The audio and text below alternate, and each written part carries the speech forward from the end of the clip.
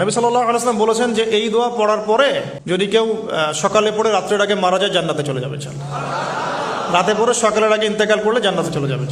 সাইয়্যিদুল ইস্তিগফার। আমার সাথে বলবেন, আল্লাহুম্মা আনতা রাব্বি লা ইলাহা ইল্লা আনতা খালাকতানি আনা আবদুক ওয়া আনা আলা আহদিক ওয়া ওয়া'দিকা মাস্তাতা'ত আউযু বিকা মিন শাররি মা সানা'ত আবু'ু লাক বিনি'মাতিকা আলাই ওয়া আবু'ু বিযানবি ফাগফির লি ফাইন্নাহু লা ইয়াগফিরু যুনুবা ইল্লা আনতা।